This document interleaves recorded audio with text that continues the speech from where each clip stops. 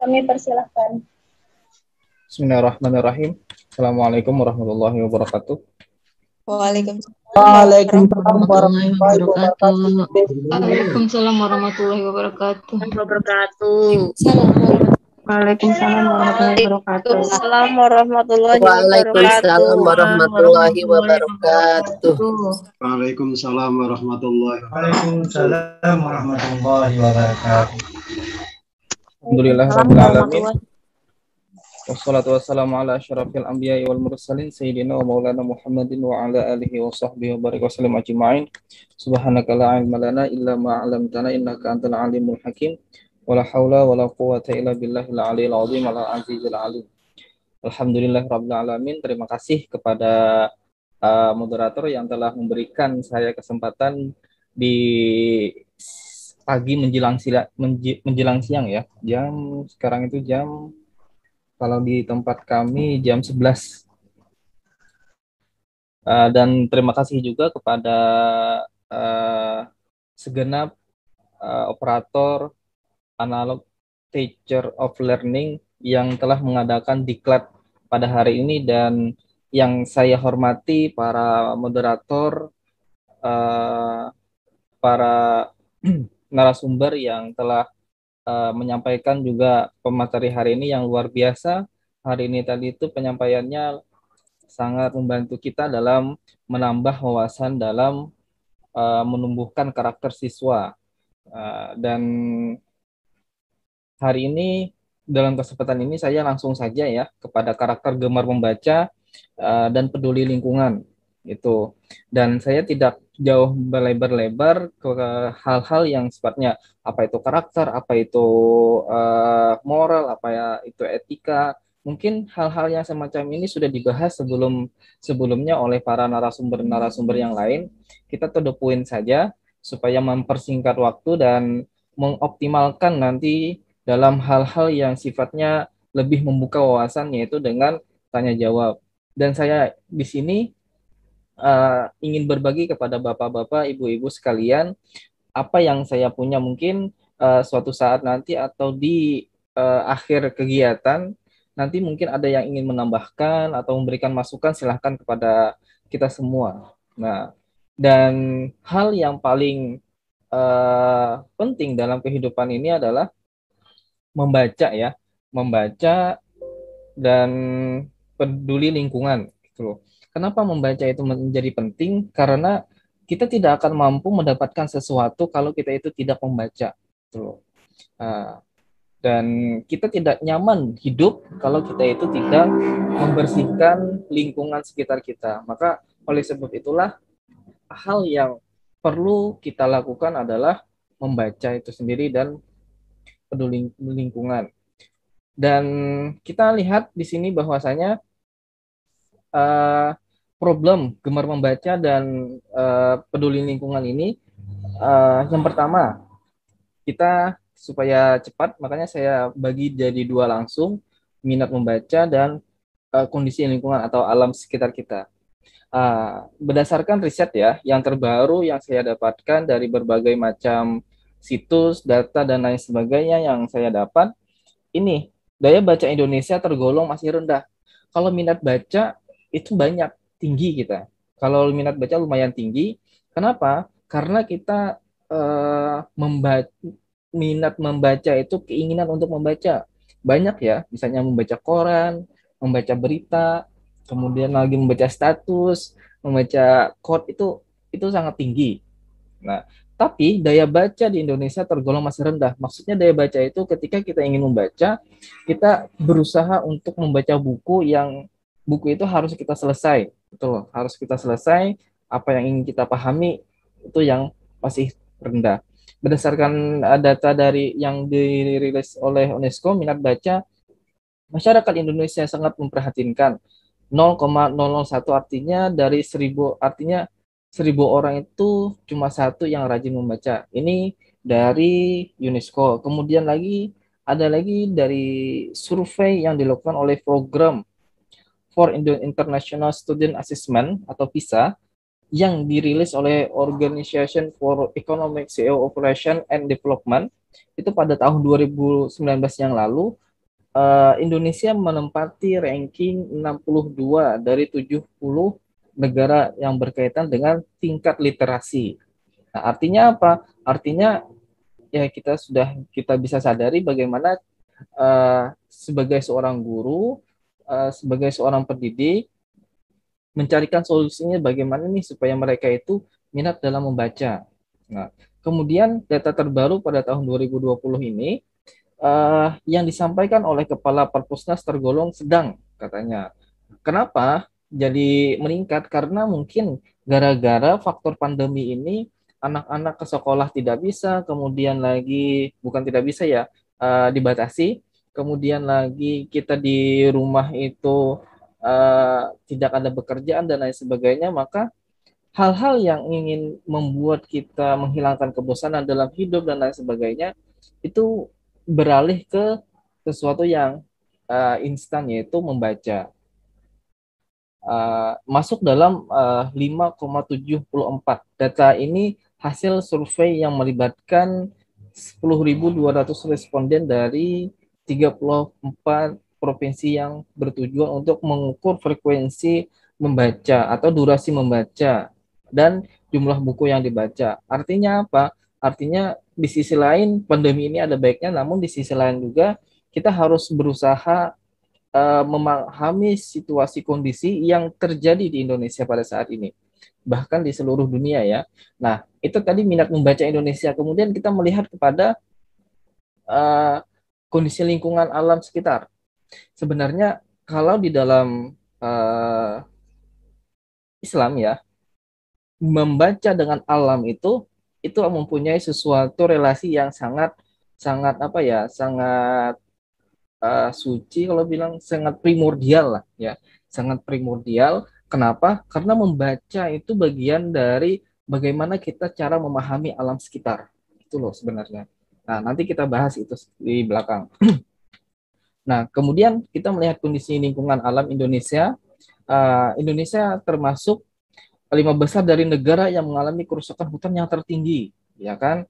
Nah, di atasnya itu ada Brazil dan negara-negara lain. Kemudian lagi data resmi dari Kementerian Lingkungan Hidup dan Kehutanan menunjukkan kehilangan hutan bruto tahunan sebesar 119.000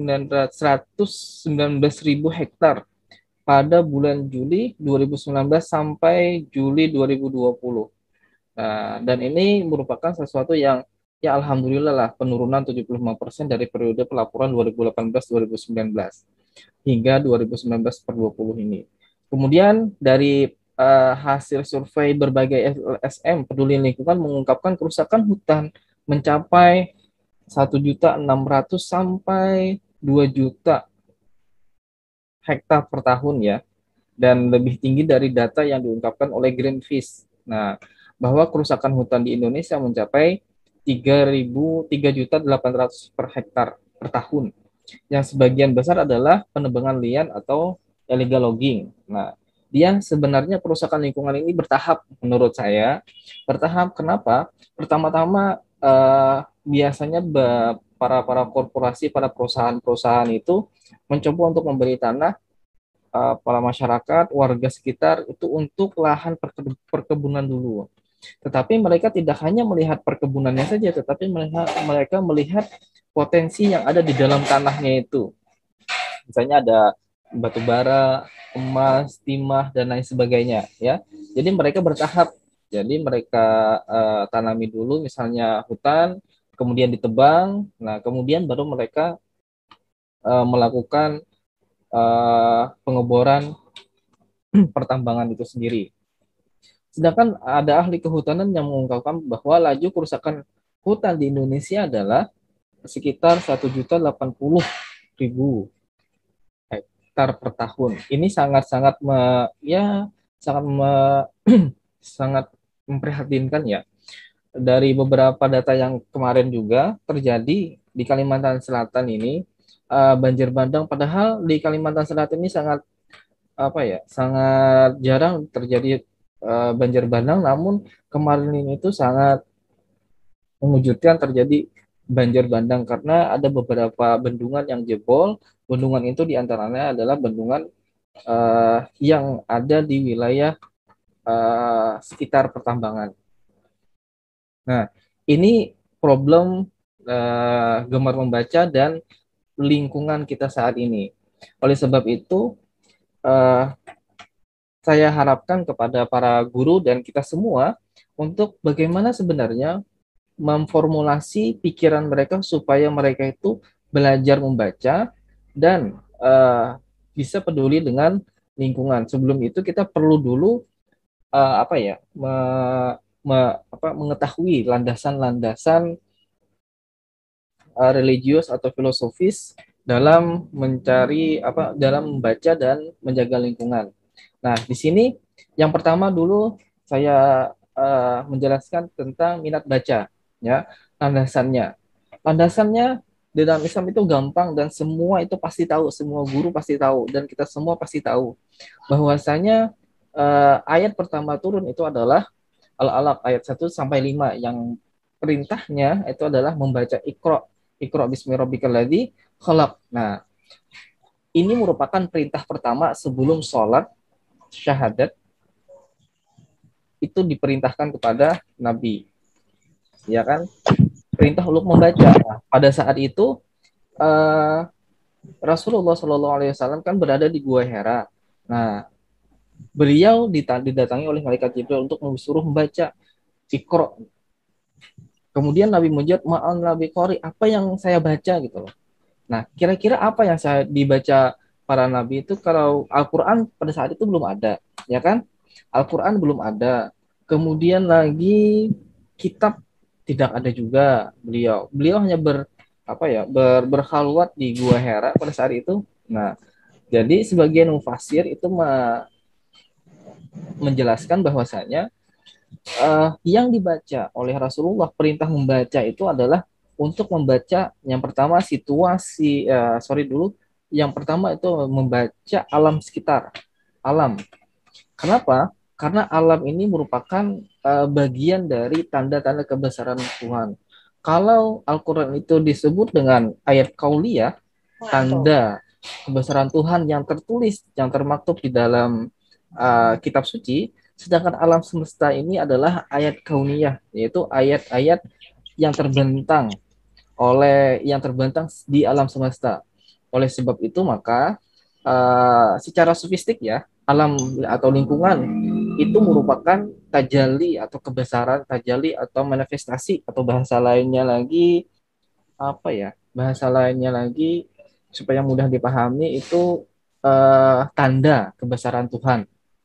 Kenapa hal ini dianggap sebagai kebesaran Tuhan? Karena di dalam kitab suci Al-Quran itu disebutkan bahwasanya fa'inna matuwalu fasama wajhullah, kemanapun engkau berhadap, engkau akan berhadap kepada kebesaran Allah. Nah, oleh sebab itulah kita berhadap kepada hal-hal yang sebenarnya dianggap sakral oleh para orang-orang sufi. Nah, itu orang-orang sufi terserah, ya kan. Kemudian lagi juga disebutkan di dalam surah-surah yang lain. Nah, kemudian lagi seperti surah Yunus, Al-Isra, kemudian Al-Qiyamah, An-Nahl dan lain sebagainya. Al-Isra cuma itu saja yang ada ayat yang menyebutkan kata membaca. Nah, kemudian kalau kita balik lagi ke sejarah historis Islam, bahwasanya kejayaan Islam karena ada Baitul Hikmah pada saat itu. Baitul Hikmah itu merupakan salah satu pusat peradaban, pusat penerjemahan kitab-kitab klasik Yunani ke dalam bahasa Arab. Nah, kita bisa melihat bahwasanya orang-orang Bahari dulu itu gemar membaca dengan hal-hal apa? Dengan hal-hal yang baru. Nah, hingga pada akhirnya perintah membaca merupakan hal yang mutlak untuk memperoleh pengetahuan. Nah, oleh sebab itulah hal yang semacam ini yang harus ditanamkan dalam diri seorang anak atau diri kita semua, khususnya pada saya pribadi. Nah, itu untuk minat membaca. Dan membaca ini pun sebenarnya juga selalu bersanding dengan al-qalam. Al-qalam itu adalah alat untuk menulis. Kalau kita kan pulpen. Nah, pulpen. Nah, kalau kita sebenarnya kalau sudah membaca, maka disarankan untuk menulis itu sendiri. Kenapa? Logikanya itu seperti ini. Kalau kita makan, makan aja. Tanpa ada pengeluaran, maka itu sesuatu akan menjadi penyakit. Kalau dalam ilmu kesehatan. Nah, begitu juga dalam otak. Tadi kan sudah dijelaskan oleh beberapa narasumber, beberapa materi yang sebelumnya tadi, itu sangat berkaitan ya. Bagaimana cara mengembangkan kreativitas, kemudian lagi hal yang bagaimana untuk supaya peduli lingkungan, peduli sosial, itu sebenarnya dasar utama adalah membaca. Rasulullah Shallallahu Alaihi Wasallam itu tidak mungkin mampu memperjuangkan Islam dengan sedemikian rupa kalau tidak membaca situasi kondisi. Oleh sebab itu beliau itu hijrah ke Madinah. Kalau beliau itu tetap di Mekah, maka beliau akan meninggal, akan dipenggal kepalanya. Dan beruntungnya di situ digantikan oleh Ali bin Abi Thalib. Itu secara singkat sejarah dari hikayat Rasulullah SAW. Oleh sebab itulah, kalau kita hendak mengembangkan sesuatu, maka baca kemudian tulis, baca kemudian tulis. Nah, itu oleh sebab itu, kalau ingin menumbuhkan karakter minat baca pada siswa itu, suruhlah siswa untuk membaca, kemudian suruh mereka untuk meringkas atau menulis apa yang mereka dapatkan dari apa yang mereka baca itu sendiri. Itu sangat mudah.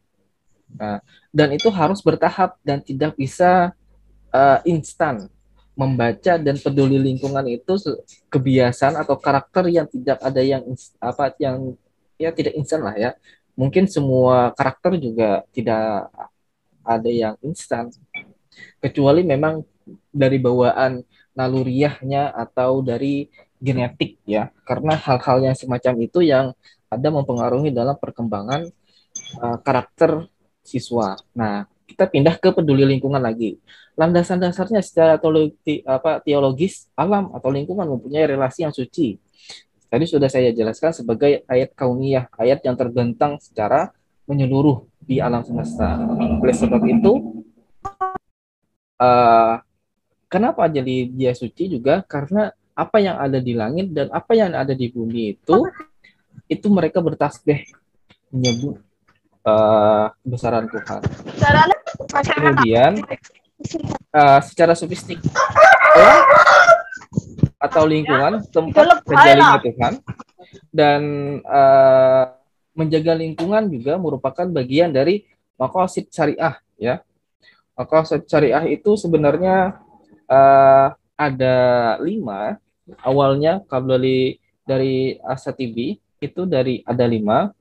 Yang pertama menjaga agama, hifzuddin, hifzul nafs, menjaga jiwa, kemudian menjaga akal, menjaga keturunan, menjaga harta.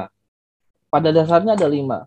Karena melihat situasi kondisi yang yang semakin krisis, yaitu lingkungan kita, maka dibuatlah oleh para pemikir muslim yaitu untuk menjaga lingkungan, yaitu dengan hifzul bi'ah atau hifzul minal alam. Dan alam pun juga merupakan bagian dari kehidupan, atau lingkungan itu bagian dari kehidupan kita. Dan kita harus mampu menyesuaikan kondisi hidup kita dengan lingkungan. Kemudian kesadaran tauhid dan khalifah mendorong manusia untuk melakukan kontemplasi atau beribadah ya, dalam proses penyelidikan dan pengamatan terhadap alam demi penemuan sesuatu yang ilmiah. Oleh sebab itulah, maka manusia sebagai khalifah itu tidak hanya untuk menjaga, tetapi juga untuk mengungkapkan sesuatu yang tersembunyi dari alam semesta, tersembunyi dari lingkungan itu sendiri. Kalau yang secara umum itu adalah alam semesta. Contoh ya, beberapa penemuan, apalagi kan ini masa-masa COVID ya. Masa-masa COVID ini banyak saya dengar di beberapa daerah itu ada pasokan yang langka, diantaranya susu beruang itu, kemudian lagi vitamin C ya kan. Kalau di Kalimantan Selatan di tempat daerah saya itu beberapa sudah kosong karena katanya ditarik ke Jakarta, wilayah Jakarta, wallahu alam. Nah, namun dari pengalaman-pengalaman teman-teman yang saya dengar itu sedikit berbagi bahwasanya ada hal yang apa ya, yang obat yang nyaman, yang mujarab itu. Di antaranya itu yang alami, bawang putih itu 2 biji saja. Kalau kita semua lagi meriang atau demam atau apa segalanya, karena memang efek perubahan cuaca dan ditambah dengan adanya virus yang menguatkan penyakit itu sendiri. Nah, diantaranya itu dengan cara bawang putih digeprek atau dipecahkan, ya, kemudian dibuat ke dalam air yang mendidih 100 derajat Celcius. Nah, kemudian dibuat dalam situ, didinginkan, kemudian langsung diminum. Itu cara yang pertama. Ada, itu pengalaman teman-teman yang pernah kena COVID. Kemudian ada juga pakai belimbing tunjuk. Belimbing tunjuk itu gimana ya? Belimbing tapi yang agak panjang. Itu juga dipecahkan dulu belimbing tunjuknya, kemudian uh, dibuat juga ke dalam uh, air yang sangat mendidih. Itu akan membantu meningkatkan imun tubuh katanya. Nah, selain itu juga penyelidikan ilmiah lain, lanjut lagi ya. Penyelidikan pengamatan terhadap alam demi penemuan ilmiah itu, contoh seperti adanya batas antara air tawar dan air asin. Itu ada pembatas ternyata. Dan orang menemukannya itu dan dia langsung masuk Islam, alhamdulillah. Nah, kemudian lagi ada madu. Madu kan disebutkan bahwasanya madu itu penawar penawar segera racun, penyakit dan lain sebagainya. Dan ternyata di dalam madu itu juga mengandung berbagai macam obat atau kalori lah di dalam situ supaya untuk meningkatkan imun tubuh. Nah, selain itu juga ada lagi penemuan yang ini eksperimen ya, sifatnya yang terakhir ini eksperimen, perbedaan antara air zam-zam, air mineral. Dan disebutkan bahwa air zam-zam itu merupakan air yang terbaik di muka bumi. Setelah ditelusuri, ternyata di air tawar, kemudian air mineral, air sungai, itu ternyata setelah diteliti secara mikroskop ya, itu ternyata banyak mengandung mikroba-mikroba. Nah, banyak mengandung mikroba-mikroba di dalamnya, dan ketika air zam-zam itu diteliti juga ternyata airnya tidak ada mikrobanya, sangat sedikit dan hampir tidak ada. Itu salah satu contoh ya bahwasanya penemuan-penemuan ilmiah ini harus dilakukan oleh generasi ke generasi selanjutnya. Tapi cara penanamannya itu dulu dengan cara apa? Dengan cara membaca. Kita tidak bisa menyampaikan sesuatu kalau tidak membaca sebelumnya. Dan saya harapkan seluruh guru dan kita semua jangan lepas untuk tidak membaca, karena membaca itu diantaranya untuk merefresh otak lah, supaya membaca hal-hal sesuatu yang baru ya. Kalau membaca status, kemudian lagi quote, itu gampang lah ya. Tinggal buka handphone, kemudian baca status, baca quote-quote, itu yang digemari oleh generasi saat ini. Tapi mereka sangat minim untuk membaca buku. Nah, mungkin semuanya sudah tahu bahwasanya pengertian minat membaca itu apa, peduli lingkungan itu apa. Pengertiannya secara sederhana ya, minat membaca adalah kebiasaan menyediakan waktu untuk membaca berbagai bacaan yang diberikan kebajikan bagi dirinya. Artinya apa? Artinya dalam satu hari itu setidaknya kita ada yang kita baca, ya.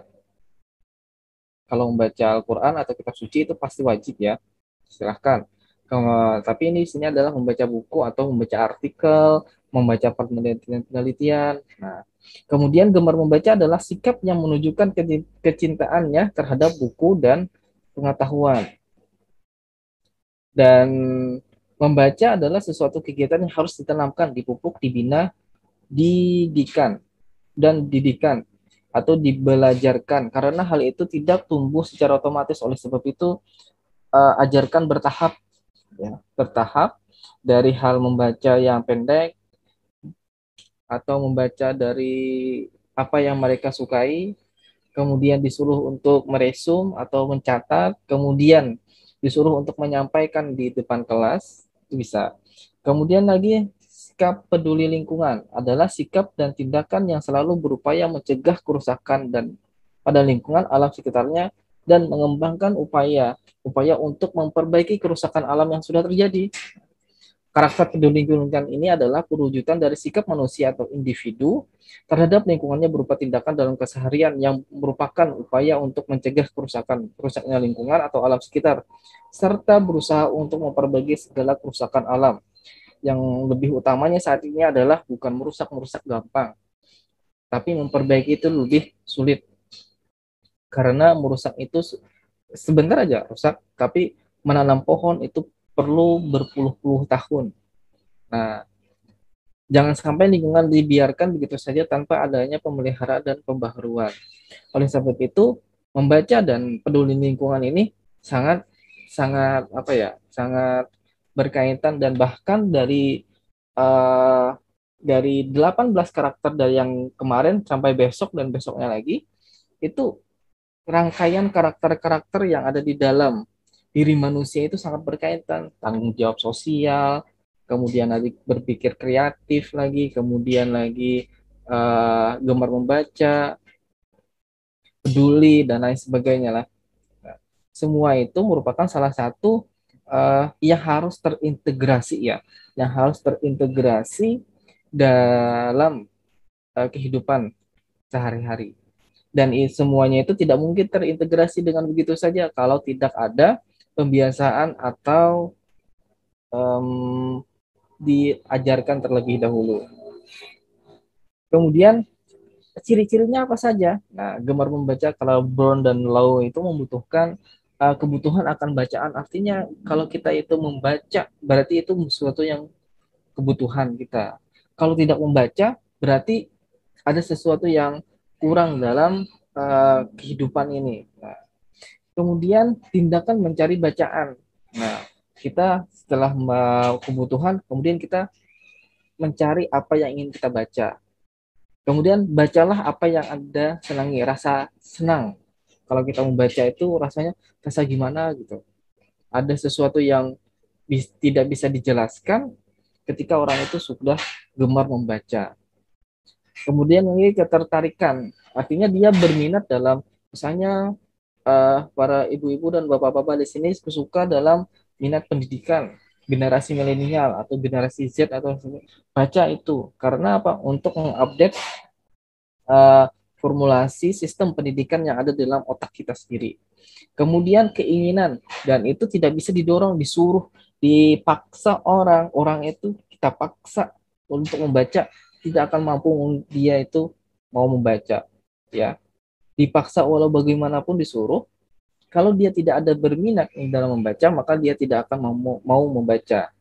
Oleh sebab itu harus ditanamkan dari sejak dini, sejak dia SD atau TK, atau bahkan sebelum TK sudah bisa diajarkan dengan berbagai macam miniatur bacaan ya, seperti kartu, kemudian lagi buku yang bergambar. Nah, di situ dia akan lebih lebih tertarik untuk membaca, dan rasa ingin tahunya itu lebih tinggi. Nah, dan yang terakhir itu pasti tindak lanjut. Tindak lanjut itu kan sesuatu yang harus kita lakukan.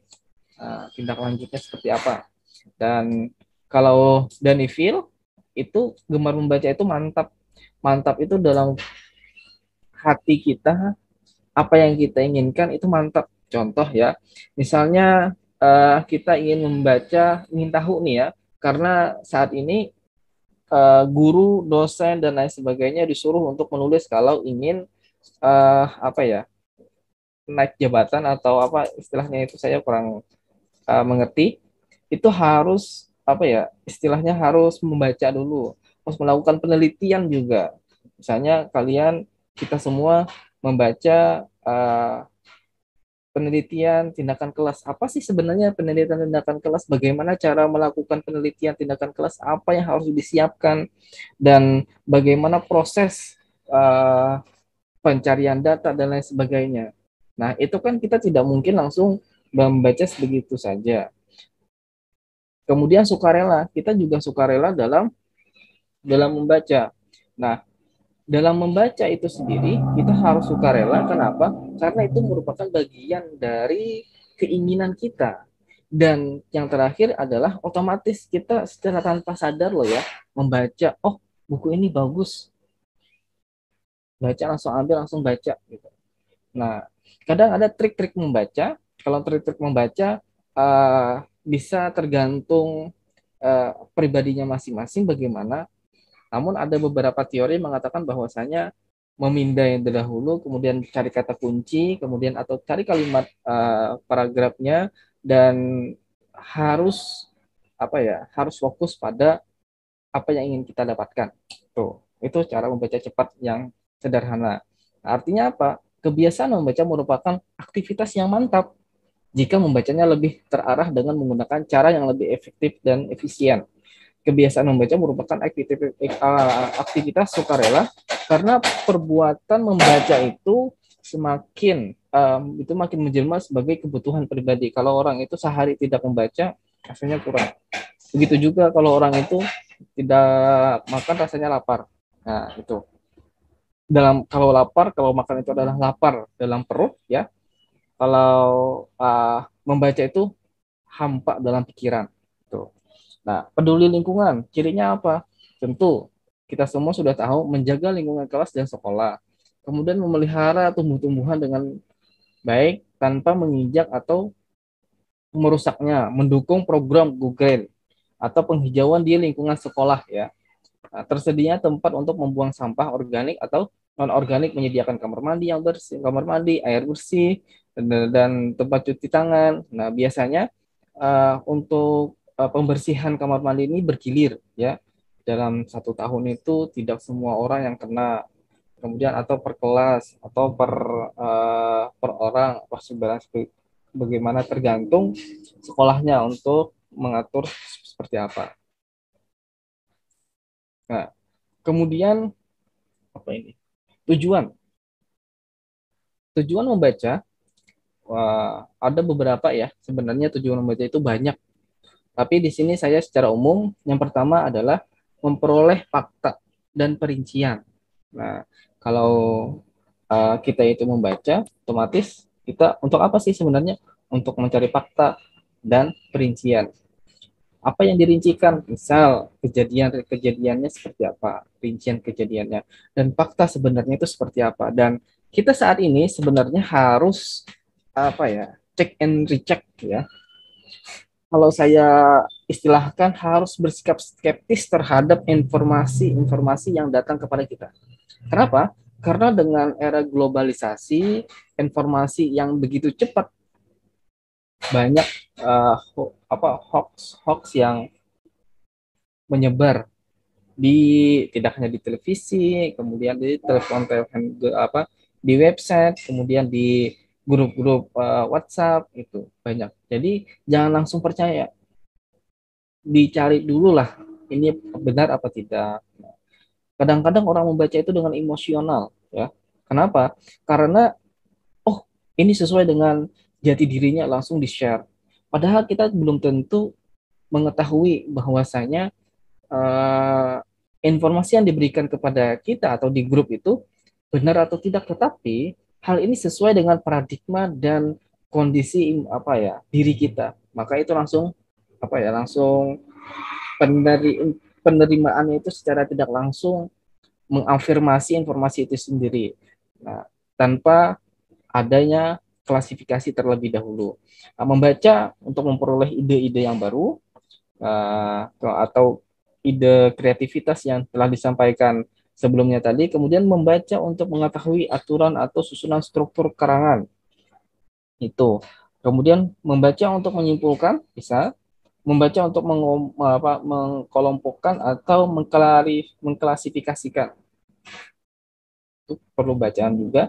Kemudian membaca untuk menilai atau mengevaluasi, dan membaca untuk perbandingan atau mempertentangkan. Ini sudah tingkat komparasi ya. Kemudian ada juga peduli lingkungan. Peduli lingkungan itu mendorong kebiasaan kita dan perilaku peserta didik terpuji dan sejalan dengan pengelolaan lingkungan, supaya meningkatkan kemampuan untuk menghindari sifat-sifat yang merusak lingkungan. Kemudian, tipe ya ini, menemukan dan menanamkan, memupuk dan menanamkan kepekaan peserta didik terhadap kondisi lingkungan sekitar, sehingga dapat menghindari sifat-sifat yang merusak lingkungan, dan menanamkan jiwa peduli dan bertanggung jawab terhadap kelestarian lingkungan. Sebenarnya eksistensi atau keberadaan manusia di muka bumi itu sebenarnya tidak bisa lepas dari masyarakat, orang lain, lingkungan, dan terutama kepada Tuhannya masing-masing. Kenapa? Karena manusia hidup tanpa lingkungan itu dia tidak akan mampu bertahan hidup nanti. Kenapa? Karena dia kalau tidak ada lingkungan yang mendukung dia akan depresi bisa pada segalanya. Nah, kemudian lagi kita harus bersikap peduli terhadap orang lain. Nah, oleh sebab itu keberadaan manusia itu tergantung orang lain atau tergantung lingkungannya. Oleh sebab itu Levinas mengatakan dalam filsafat eksistensialis manusianya, responsibility with other, tanggung jawab terhadap orang lain. Tadi sudah dijelaskan oleh beberapa pemateri sebelumnya. Tanggung jawab dan peduli lingkungan itu sendiri. Kemudian, apa sih sebenarnya fungsi? Fungsinya, dengan banyak membaca, kita dapat meningkatkan kadar intelektualitas, terutama juga membuka cakrawala pikiran, menambah kreativitas, membina dan daya nalar kita, dan yang terlebih penting sebenarnya membaca itu adalah menjaga kewarasan manusia. Itu. Oleh sebab itu kita perlu membaca. Oleh sebab itu orang banyak baca itu biasanya sedikit ngomong. Orang banyak ngomong itu biasanya sedikit membaca. Tapi tidak semua orang seperti itu. Sebagian saja. Nah, di antaranya juga pemicu kreativitas. Nah, hasil membaca kita dapat menggerakkan diri kita berupaya untuk berkarya. Makanya kan tadi membaca dengan Iqra dengan kolam itu sesuatu perpaduan yang serasi. Nah, kalau sudah membaca, maka harus menulis. Nanti dia menjadi penyakit dalam otak, menurut saya. Tapi itu goyonan biasa saja. Kemudian fungsi informatif kita mampu mendapatkan informasi dari luar yang baru yang kita dapatkan. Kemudian fungsi religius, membaca juga dapat membina dan meningkatkan keimanan, memperluas budi dan meningkatkan keimanan kita dan ketakwaan kita kepada Tuhan yang Maha Kuasa.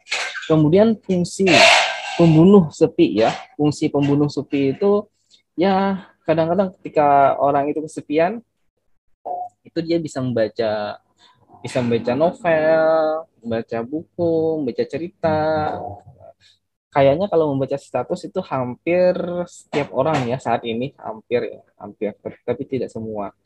Kegiatan membaca dapat juga dilakukan sekadar meringankan, merintangkan waktu atau mengisi waktu luang yang membaca.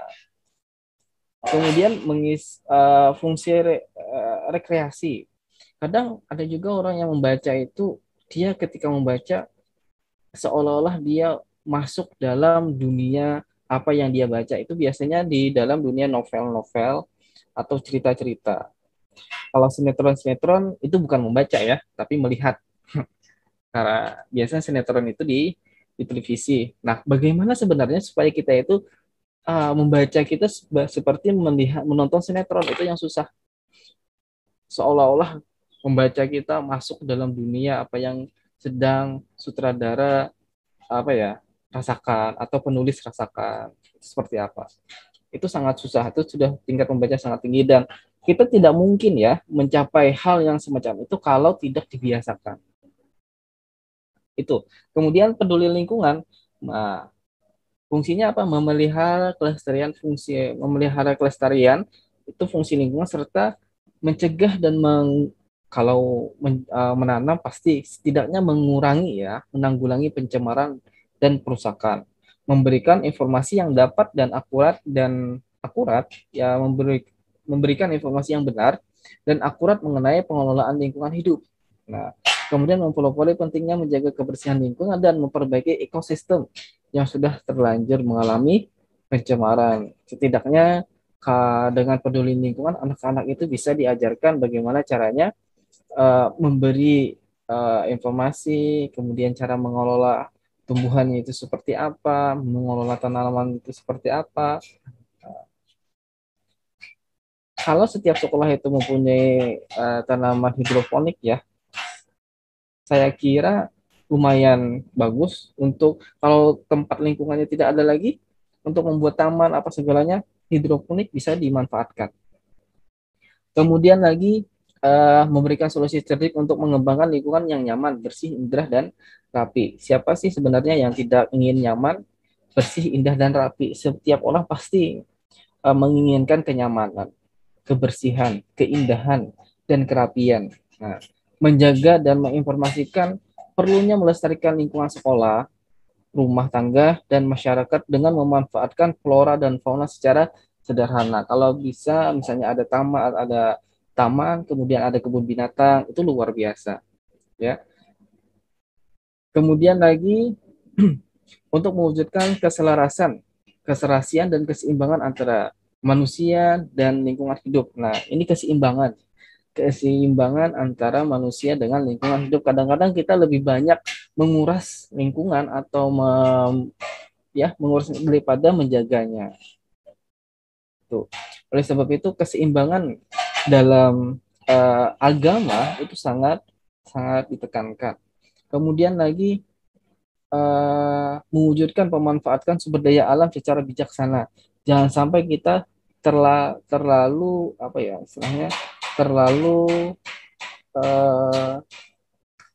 banyak dalam hal-hal yang sifatnya sia-sia dalam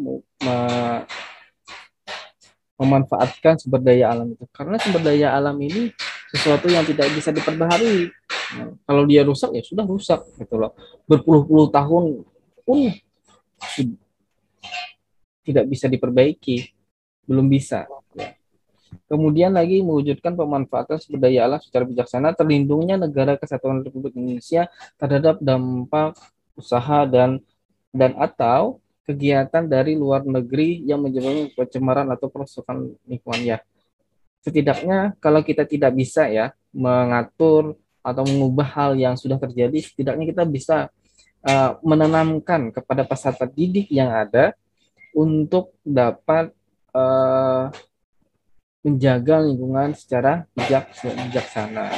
Karena kita tahu semua bahwasanya korporasi-korporasi yang ada di Indonesia itu biasa sudah bekerja sama dengan pemerintah untuk mengelola sumber daya alam. Wallahu alam, apakah sumber daya alam di Indonesia ini dikelola dengan baik, dengan bijaksana, itu bisa Bapak Ibu sendiri yang menilainya, pribadi masing-masing ya.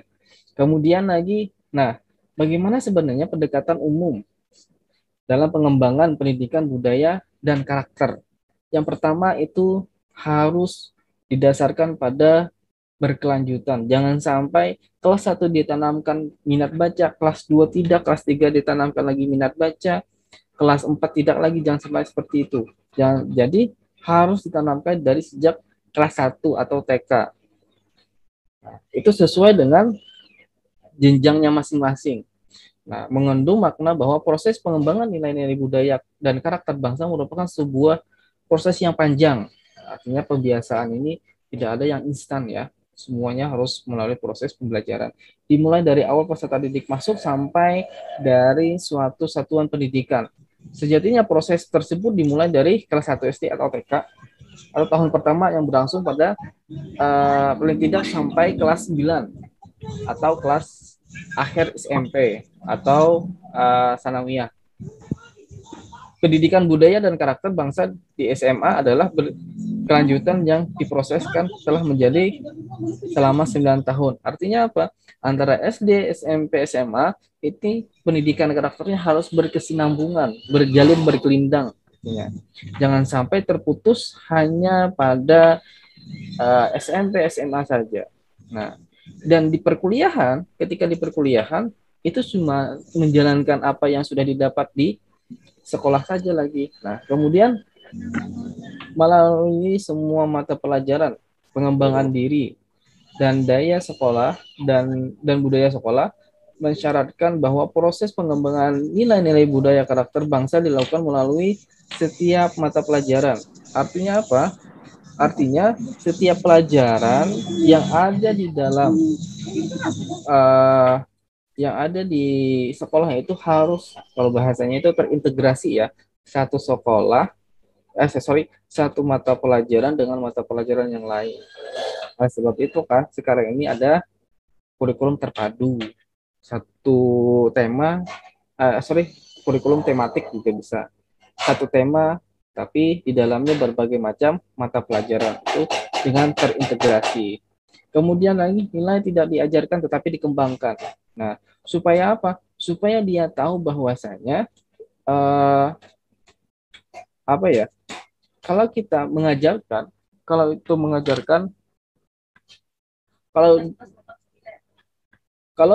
diajarkan dan dikembangkan mengandung makna bahwa materi nilai budaya dan karakter bangsa bukanlah bahan ajar yang biasa, artinya dikemukakan seperti halnya ketika mengajarkan sesuatu konsep, teori, prosedur maupun fakta seperti dalam mata pelajaran agama, bahasa Indonesia, PKN, matematika dan lain sebagainya.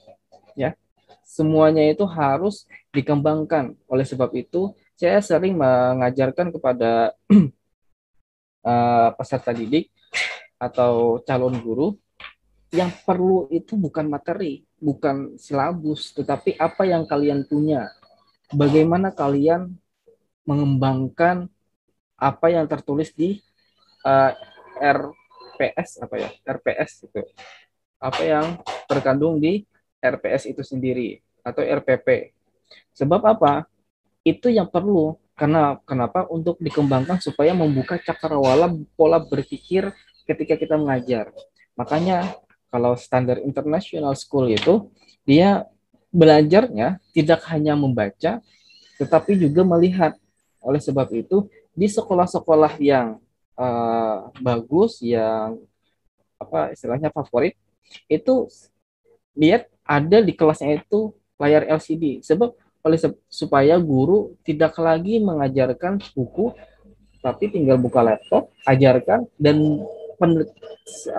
penerimaan pelajaran oleh siswa itu sebenarnya lebih kena ketika dia apa yang dia lihat itu ada dan apa dia dengar itu ada juga, supaya dia terarah fokus dalam mendengarkan penerimaan pembelajaran.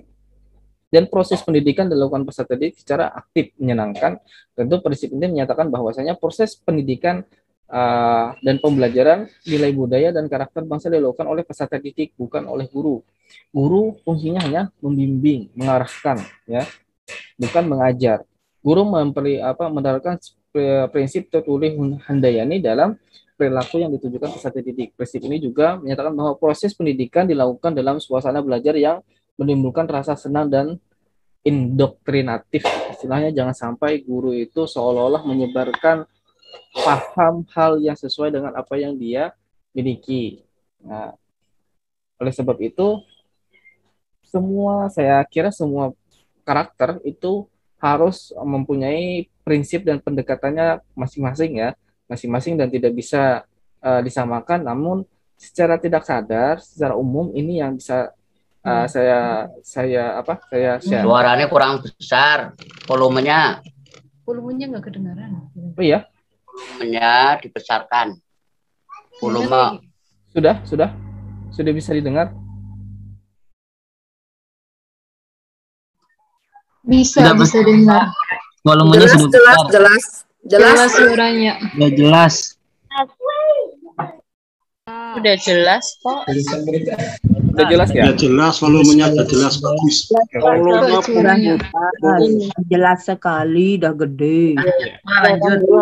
Ya, kita lanjut ya. Volume Bapak yang gede. Nah, kemudian ini Lanjut, Bapak. lanjutnya ya. Kaidah dalam pendidikan karakter ya. Kakak. Yang pertama kita harus bertahap. Nah, tahap 1, 2, 3. Itu tidak mungkin kita dari 1 langsung ke 5 ya.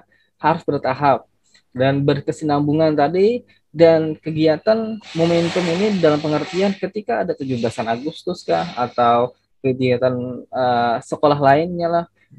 Adakanlah hal-hal yang sifatnya, kalau kebersihan lingkungan itu bisa lomba kebersihan kelas.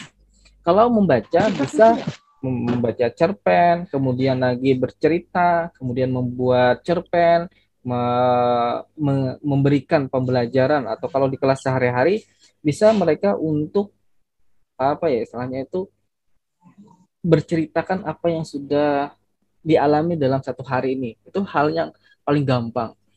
Atau ketika liburan disuruh siswanya untuk menceritakan atau sekaligus menulis. Orang itu kalau disuruh berbicara itu gampang ya Bu ya, Bapak. Kalau disuruh berbicara itu gampang. Coba aja disuruh menulis. Itu tidak semudah apa yang kita pikirkan. Kenapa? Karena menulis itu perlu fokus, kemudian lagi perlu banyak baca, kemudian lagi dan perlu pembiasaan. Nah, oleh sebab itulah untuk mencetak generasi-generasi emas selanjutnya, maka harus dibiasakan membaca dan menulis. Tidak hanya gemar membaca sebenarnya, karakter itu harus juga menulis tambahan kalau dari saya. Harus menulis supaya apa? Supaya kalau membaca saja itu belum tentu mampu mengembangkan apa yang dia bacakan. Tetapi ketika dia sudah bisa mampu menulis, itu otomatis minat bacanya tinggi, daya bacanya tinggi, dan pengembangan ilmu pengetahuan itu juga harus otomatis lah kalau dia itu kalau sudah menulis. Nah, kemudian motivasi intrinsik itu harus dimotivasi, berikan motivasi. Kalau dia juara 1 dapat apa, kemudian dalam kelas dapat ini, juara 1 akan dipublikasi di mading kah atau di mana. Nah, hendaknya setiap sekolah itu mempunyai mading-mading khusus dalam pengembangan minat baca itu. Terserah apa yang ditulis itu kita bebaskan saja. Untuk apa? Untuk supaya mereka tidak tercakup dalam satu hal saja, tetapi bisa menyebar dengan bisa membuka cakrawala mereka itu dengan luas, dan perlu dibimbing. Bisa saja dengan misalnya siswa itu ketika sudah memberikan pembuat cerpen kah, atau meresum suatu buku, diserahkan dulu kepada wali kelas atau ada salah satu guru yang menangani hal itu, kemudian baru dipublikasi. Oleh sebab itulah maka strategi pendidikan karakter dapat dilakukan dengan multiple talent approach atau multiple intelligence, atau dengan sistem terintegrasi satu dengan yang lainnya. Sebab apa? Sebab di era saat ini kita tidak bisa menyelesaikan satu masalah dengan satu rumpun keilmuan. Misalnya masalah ekonomi, itu kita tidak bisa diselesaikan dengan ilmu ekonomi saja, tetapi harus diselesaikan dengan bisa sosial, karena dalam ekonomi itu ada masalah sosial, juga ada masalah politik, ada masalah pemerintahan, ada masalah budaya, ada masalah kehidupan, ada masalah pendidikan dalam satu masalah ekonomi, belum lagi masalah-masalah yang ada di bidang-bidang lain. Nah, oleh sebab itu harus menanamkan pola multiple intelligence dalam setiap pendidikan. Strategi pendidikan karakter ini bertujuan untuk mengembangkan seluruh potensi anak. Kalau menanamkan itu kita harus berupaya bertahap. Kalau bisa tidak hanya ditanamkan tetapi dikembangkan. Yang manifestasi pengembangan potensi akan membangun self concept. Artinya apa? Artinya mereka itu tahu dengan karakter atau kemampuan dirinya yang menunjang kesehatan mental. Ketika dia sudah tahu porsinya di mana, kemudian anak itu ahlinya di mana, maka dia secara tidak langsung akan berpikir dan menempatkan dirinya pada sesuatu yang bermanfaat untuk dirinya itu di wilayah mana. Mana mungkin kan ahli ekonomi diletakkan di wilayah kesehatan. Itu sesuatu yang tidak mungkin. Oleh sebab itu konsepnya harus harus dipupuk dulu supaya dia bisa mampu menemukan konsep dirinya sendiri. Nah, ini juga yang sebenarnya kalau di dalam Islam, dalam di wilayah sufi itu lebih dalam lagi sebenarnya. Man arafa nafsahu faqad arafa rabbahu. Siapa yang mengenal dengan dirinya, maka dia akan mengenal Tuhannya. Kenapa jadi diri terlebih dahulu dikenal? Supaya kita bisa mengenal orang lain. Sebelum mengenal orang lain, maka dikenallah diri kita sendiri terlebih dahulu. Seperti itu. Kita tidak ingin dicaci, maka jangan mencaci. Kita tidak ingin dipukul, maka jangan dipukul. Itu kan kita mengenal diri dulu, sebelum kita mengenal orang lain. Dan itu juga kita tidak ingin dikotori, maka jangan mengotori lingkungan. Nah, itu. Ini juga sebenarnya yang berkaitan dengan karakter-karakter yang lain. Nah, apa sih sebenarnya tantangan dalam pengembangan pendidikan karakter? Yang pertama, revolusi industri saat ini yang berbasis digital, kita para dewan guru, para pendidik harus mampu ekstra meimbangi kreativitas siswa. Karena apa? Saya lihat anak-anak kelas 1 itu sudah bisa main game. Kita sebagai orang tua atau sebagai guru belum tentu bisa main game itu. Itu saja sebenarnya gampangnya. Oleh sebab itu kreativitas pola pikir mereka itu kadang-kadang lebih jauh melampaui apa yang kita pikirkan. Kemudian lagi ini di wilayah revolusi industri ya, dengan kecepatan speed in power-nya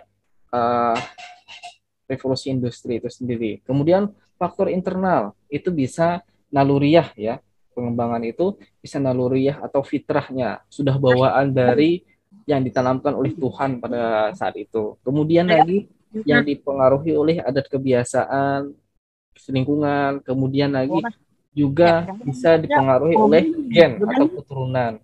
Bisa saja orang malas nikah dengan orang pintar, anaknya itu bisa malas atau bisa pintar. Tergantung orang tuanya kemana. Dan hati nurani juga. Hati nurani itu tergantung faktor intrinsiknya itu sendiri. Faktor emosionalnya hati nurani. Kemudian faktor keluar yang di luarnya adalah yang mempengaruhinya adalah pergaulan bebas. Itu yang pertama. Kemudian lagi pengaruh gawai. Gawai itu sifatnya teknologi yang dia itu yang mahir dalam menggunakan teknologi. Pengaruh negatif televisi, pengaruh keluarga, ada hal sebagainya macamnya. Kemudian lagi pengaruh sekolah ya. Dan terakhir, sini belum sempat saya buat adalah pengaruh masyarakat. Kemudian lagi indikator. Nah, ini indikatornya mungkin semua guru-guru sudah bisa tahu gambar membaca itu seperti apa. Program wajib baca harus ada per kelas ke perpustakaan daerah hari sekian itu harus terjadwal. Kemudian frekuensinya kunjungan perpustakaan seperti apa. Jadi, kalau tidak dari sekolah, dari perpustakaan yang mengunjungi sekolah, menyediakan fasilitas dan suasananya menyenangkan untuk membaca. Cobalah saya sarankan ya, semua sekolah itu hendaknya membuat perpustakaan yang nyaman, senyaman mungkin. Kalau ada AC, sebab apa? Kalau mereka tempatnya nyaman, maka nyaman dalam membaca. Kemudian lagi indikator kelas, daftar buku atau bacaan tulisan harus dibuat, frekuensi kunjungan perpustakaan harus ditingkatkan. Kemudian saling tukar bacaan ya, saling tukar bacaan dalam pengertian ketika si A sudah membaca buku apa dan si B juga membaca buku apa dan dia saling bertukar bertukar informasi di situ. Dan pembelajaran yang memotivasi anak menggunakan referensi. Nah, kemudian ini indikator gemar membaca untuk SMP dan SMA, membaca buku atau tulisan yang keilmuan yang sifatnya sastra atau seni budaya, teknologi dan humaniora, membaca koran atau majalah dinding, kemudian lagi membaca buku, tulisan keilmuan, sastra, seni budaya, membaca buku tulisan tentang alam, sosial, budaya. Artinya di SMP dan SMA ini sudah harus dikenalkan dengan hal-hal yang sifatnya sosial humaniora. Dan ini indikator peduli lingkungan dan semuanya sudah tahu. Saya kira saya di sini hanya mengulang bahwasanya indikatornya menjaga kebersihan dan kelestarian sekolah, tersedianya tempat pembuangan sampah, kemudian lagi tempat cuci tangan, pembiasaan hemat energi, membantu biopori di sekolah atau go green, membangun saluran pembuangan limbah dan dengan baik, melakukan pembiasaan memisahkan sampah organik dan sampah non-organik, dan mereka tidak mampu memisahkan itu kalau tidak ada pembelajaran terlebih dahulu. Tugasan pembuatan kompos atau sampah organik, menenangkan penanganan limbah hasil praktik, menyediakan peralatan kebersihan, kemudian tandun penyiraman air harus ada, memprogram cinta bersih lingkungan gitu. Nah, dan setidaknya harus harus ada lomba-lomba kebersihan, desain kelas, desain ruangan, dan lain sebagainya. Dan tersedianya sampah pembuangan di dalam kelas atau di luar kelas, di muka kelasnya masing-masing, hemat energi, memasang stiker pemerintah mematikan lampu, menutup air keran, atau stiker kata-kata yang menggugah untuk peduli lingkungan. Ini untuk kelas 7 sampai membaca ini sudah. Kalau ini tantangannya ke depan kita dihadapkan pada hal-hal yang sifatnya karakter, kompetensi dan literasi. Kalau karakter itu ada iman, takwa, rendah hati, terbagi jadi 2. Ada moral, ada kinerja, kerja keras, ulet dan lain sebagainya. Kemudian ada kompetensi. Kompetensi itu harus berpikir kritis, kreatif, komunikatif, kolaboratif. Nah, dan juga literasi, membaca dan menulis, sains dan teknologi, digital, budaya dan keuangan, dan semuanya ini tidak mungkin ditanamkan dengan instan, harus bertahap dari jenjang ke jenjang selanjutnya. Ini yang harus ditanamkan untuk pendidikan di masa depan. Dan tantangan pendidikan karakter adalah keseimbangan. Mungkin ada hal yang tidak seimbang antara kehidupan, antara hidup apa yang kita perlukan dan apa yang kita berikan itu bisa. Kemudian keselamatan dan keamanan, karena di era digital ini kita harus berhati-hati dalam istilahnya menggunakan atau informasi hal-hal yang kalau membuat itu data-data pribadi kita diperjualbelikan. Kemudian lagi ada perlindungan cyber. Kemudian di handphone saat ini berbagai macam promo-promo atau sponsor-sponsor yang menimbulkan yang bersifat seksual. Kemudian ada hak cipta juga bisa diplagiasi. Kemudian lagi plagiarisme. Nah, semuanya itu harus harus dihindari dengan berbagai macam pendekatan dan metode yang diberikan oleh para dewan guru semua. Nah, mungkin ini saja dari saya. Salah hilap mohon maaf. Semoga ini bermanfaat untuk kita semua.